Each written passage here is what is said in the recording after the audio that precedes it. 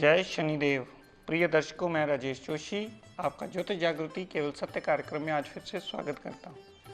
अपनी सिखाने की श्रृंखला को आगे बढ़ाता हूं। प्रिय दर्शकों, जैसा कि आजकल हम चर्चा कर रहे हैं मेष लगन की कुंडली में।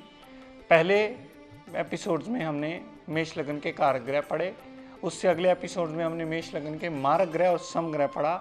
कल आपको एक मेष लगन की कुंडली की प्रैक्टिस भी कराई कि आप देख सकते हैं कि कैसे उसे एनालाइज किया जा सकता है। आज एक और मेष लगन की कुंडली की प्रैक्टिस करवा देता हूं। कल फिर मैं आपको वृष लगन की कुंडली के कारक मारक समझाऊंगा, फिर उसकी प्रैक्टिस करेंगे। ऐसा ही करते चले जाएंगे मीन लगन तक, फिर उसके बाद अलग अलग ग्रहों की प्लेसमेंट्स की अलग से बात करेंगे। तो प्रिय दर्शकों, आज भी बात करते हैं मेष लगन की कुंडली की। मेष लगन की कुंडली इसलिए बनी क्योंकि यहाँ पहले ही घर में एक नंबर लिखा है। अब ये आप भली भांति सारे जने समझ चुके होंगे जो भी इस प्रोग्राम को रेगुलरली देख रहे हैं। मंगल देवता दूसरे भाव में पड़े, चंद्रमा देवता तीसरे भाव में है, बृहस्पति और केतु देवता चौथे भाव में है, शनि और राहु देवता दशम भाव में है, सूर्य बुध 11वें भाव में है, शुक्र देवता 12वें भाव में है। किसी पोंगा पंडित ने सबसे पहले तो देखते ही बोल दिया कि इस कुंडली में काल सर्प योग है और राहु शनि इकट्ठे हैं, तो ये प्रेत छाया योग। लेकिन प्रिय दर्शकों, रियलिटी इससे बिल्कुल उल्टी है। सच्चाई में ऐसा कुछ भी नहीं है। इस जातक का जन्म 25 फरवरी 1990 का हुआ है, सुबह 9:37 का। अगर आप नोट करना चाहें तो कर लीजिए, 25 फरवरी 1990 9:37। इस जन्म का जातक को जब ये किसी पंडित जी के पास गए तो उन्होंने 2 किस्म के वहम डाल दिए। लेकिन बाद में जब ये मेरे पास आए तो मैंने कहा कि आपकी तो कुंडली पहले ही बहुत अच्छे योग की है। तो ये ऐसे विद्वान के पास गए थे जो वहम लेकर के लौटे थे। अब इनको कोई उपाय नहीं करवाया, सिर्फ एक पाठ बताया है, छोटा सा आप हनुमान चालीसा पढ़ लिया कीजिए, उससे आपको रिलीफ का रास्ता खुलेगा। नहीं कर सकते तो शनि चालीसा कर लीजिए, क्योंकि इनकी महादशा शनिदेव की चल रही है। शनिदेव की महादशा चलने से यहाँ शनिदेव सदैव एडवांटेज का फल देंगे, क्योंकि उनको यहाँ ससा नाम के पंच महापुरुष योग की पदवी मिलती है, जो आगे आने वाले एपिसोड्स में मैं आपको विस्तृत जानकारी में अवश्य दूंगा। किसी पोंगा पंडित ने शनि और राहु को इकट्ठा देख करके प्रेत छाया योग बता दिया, जबकि राहु और शनि दोनों ही इस लगन कुंडली में सबसे अच्छा फल देने के लिए बाध्य हैं।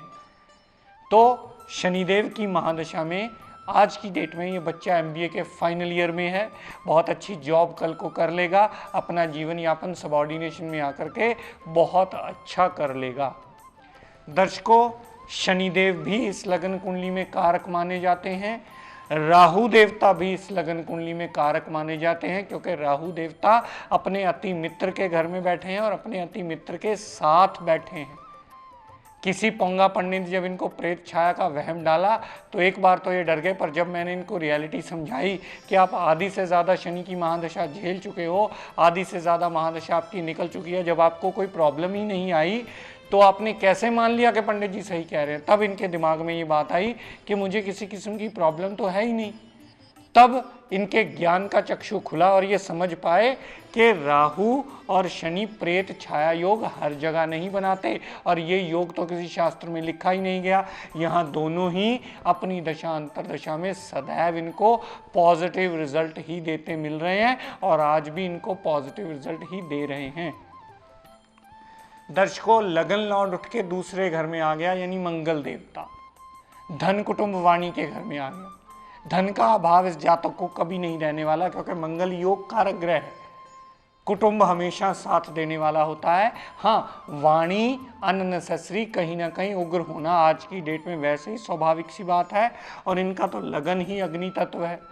तो मंगल देवता की वजह से वाणी अननेसेसरी कहीं ना कहीं थोड़ी बहुत अग्रेसिव होना एक स्वाभाविक बात होती है, लेकिन वो भी बहुत थोड़े टाइम के लिए होती है। उसके बाद जातक बहुत जल्द उसको रियलाइज़ कर लेता है और फिर वो शांत अवश्य होता है। तो मंगल देवता भी अपनी पूरी जिंदगी में जब भी इसके गोचर में चलेंगे, दशांतरा में चलेंगे, सदैव इनको पॉजिटिव रिजल्ट ही देते मिलेंगे। और किसी पंडित जी ने इनको जो राहु केतु के बीच में ग्रह फंस गए काल सर्प का वहम डाला था। जब मैंने इसको यूनिवर्सिटी की ऑथेंटिक बुक दिखाई तो ये काल मृता योग बना, क्योंकि केतु पहले आया राहु बाद में आया। तो इनके मन को बहुत ज़्यादा सेटिस्फेक्शन हुई और आज की डेट में ये भी हमारे स्टूडेंट हैं और 6 महीने हो गए हैं 5 महीने ने पढ़ते हुए और बहुत कुछ स्वयं सीख गए हैं। और माथा पीटते हैं कि ऐसे ऐसे पंडित लालची बैठे हैं जो काल सर्प के नाम पे लूटते हैं और पितरों के नाम पे लूटते हैं, जबकि कुंडली में ऐसा कोई बुरा योग ही नहीं होता। तो दर्शकों, मंगल देवता भी इस लगन कुंडली में अति योग कारक ग्रह बने। मंगल देवता ने जितनी दृष्टि पंचम भाव पर डाली, बुद्धि तीक्ष्ण कर दी, विल पावर को स्ट्रॉन्ग कर दिया, मेंटली अच्छी स्टेबिलिटी दे दी। यहाँ से मंगल देवता ने जितनी दृष्टि 8वें भाव पर डाली तो अपने हार्डवर्क से अपनी प्रॉब्लम्स को रिमूव करके जातक अपना जीवन यापन अच्छा सारी जिंदगी करता ही रहेगा। मंगल देव ने 8वीं दृष्टि डाली 9वें भाव पर, तो पिता के लिए भाग्यशाली हुआ, क्योंकि इस जातक के जन्म के बाद पिता ने अच्छी तरक्की की, अपना काम बनाया, घर अपना बना, गाड़ी, आज की तारीख में भी सारी सुख सुविधाएं ईश्वर की तरफ से इनको मिली हुई हैं। बात करते हैं दर्शकों चंद्रमा देवता की। चंद्रमा देवता माता को उठा के भ्रमण में रख दिया, छोटी मोटी यात्राएं होती रहती हैं। यहाँ से जितनी दृष्टि चंद्रमा ने डाली यात्राओं के घर से 9वें भाव पर, तो पिता को भी छोटी मोटी यात्राएं चंद्रमा देवता करवाते ही रहते हैं और खुद भी जातक टिक के बैठने वाला नहीं होता एक स्थान पर, वो कहीं ना कहीं भ्रमणशील ही रहता है और चंद्रमा की दशा अंतरदशा उसे सदैव घुमाई ही रखती है, कहीं ना कहीं जातक कहीं ना कहीं आता जाता ही रहता है। बात करते हैं प्रिय दर्शकों बृहस्पति और केतु देवता की। किसी पोंगा पंडित ने बोल दिया कि बृहस्पति को केतु देवता ने खराब कर दिया, लेकिन केतु की डिग्री कम है और बृहस्पति 11 डिग्री वक्री होकर के बैठे हैं। तो बृहस्पति ने अपने आप में पंच महापुरुष योगों में हंस नाम का पंच महापुरुष योग बना दिया, जिसकी वजह से बृहस्पति जहां भी कुंडली में जाता है इस जातक को पूर्णतः एडवांटेज देता है। अपना पूर्ण भाग्य उठा के अपनी माता को दे दिया, गाड़ी, भूमि, वाहन, मकान, सुख सुविधाएं, अच्छी एजुकेशन, माता से लगाव, हर चीज़ इस जातक को मिली हुई और जातक बहुत ही संस्कारी और अपने माता पिता का कहा मानने वाला ही जातक को माना जाता है और उसके बृहस्पति देवता सदैव रिजल्ट्स अच्छे ही देते हैं। यहाँ से बृहस्पति ने ऑब्स्टेकल्स पर दृष्टि डाली तो हार्डवर्क से ऑब्स्टेकल्स बृहस्पति देवता रिमूव ज़रूर करवाते हैं। यहाँ से बृहस्पति देवता ने जितनी दृष्टि 10वें भाव पर डाली तो जातक को मेहनती अवश्य बना देते हैं, जातक का कामकाज बहुत अच्छा सेटल भी ज़रूर कर देंगे। यहाँ से बृहस्पति देवता ने जितनी 12वें भाव पर दृष्टि डाली तो जातक का काम विदेशों से जुड़ा हुआ भी हो सकता है, विदेश की थोड़ी बहुत टूरिंग करके भी जातक अच्छा जीवन यापन अवश्य कर पाएगा। रही बात केतु देवता की, तो केतु की दशा अंतरदशा में माता को छोटी मोटी हेल्थ प्रॉब्लम आना स्वाभाविक सी बात है, क्योंकि केतु अपने अति शत्रु के घर में बैठा है जो सदैव नेगेटिव रिजल्ट ही देगा अपनी दशा अंतरदशा में। उसका उपाय करके आप उसे शांत करके जीवन यापन आसान अवश्य कर सकते हैं। दर्शकों, सूर्य देवता और बुध देव 11वें भाव में पड़े हैं। बुध देवता यहाँ अस्त अवस्था में माने जाते हैं। सूरज देवता लाभ के घर में पड़े होने से लाभ की कमी कभी नहीं आने देंगे। बड़ी बहन से सपोर्ट अवश्य मिलेगी, बड़े भाई बहन से सपोर्ट सदा रहेगी। छोटी मोटी हेल्थ प्रॉब्लम आएगी तो वो चली अवश्य जाएगी। यहाँ से सूरज देवता ने जितनी दृष्टि पंचम भाव पर डाली तो माइंड को स्टेबल करेंगे, माइंड में थोड़ी सी अग्रेसिवनेस ज़रूर ला देंगे, लेकिन विल पावर को स्ट्रॉन्ग करेंगे। जातक का डिसीजन बहुत फर्म होगा, एक डिसीजन लेकर के जातक उस डिसीजन को सदैव पालना करता हुआ जातक उस डिसीजन पे टिका ही रहेगा और वो जातक के लिए सदैव अच्छा फल देने में बाध्य होगा। दर्शकों, बात करते हैं शुक्र देवता की। शुक्र देवता इस लगन कुंडली में भी उच्च के 12वें भाव में पड़े हैं, अपने कारक भाव में और दिग्बली हैं।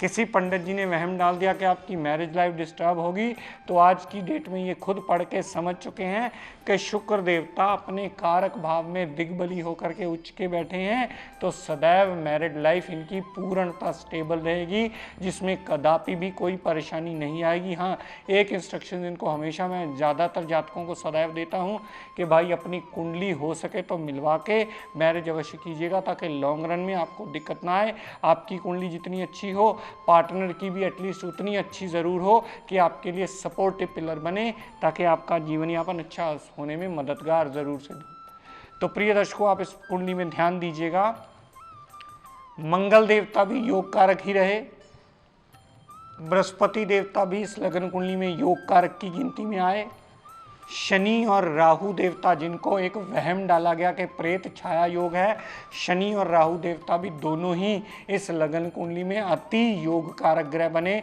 जो पूर्ण जिंदगी सदैव इनके लिए मददगार सिद्ध होंगे और अपनी दशांतर दशा में सदैव इनको लाभान्वित करेंगे प्रोफेशन के रिगार्डिंग। दर्शकों, सूरज बुध जो 11वें में पड़े हैं, यहाँ बुध देवता अस्त हो गए। मारक ग्रह का बलहीन होना, अस्त होना, 0 डिग्री होना, 29 डिग्री होना सदैव जातक के लिए अच्छा माना जाता है। और सूरज देवता इस लगन कुंडली में कारक ग्रह बने, जो कि धन का आगमन सदैव करवाते रहेंगे।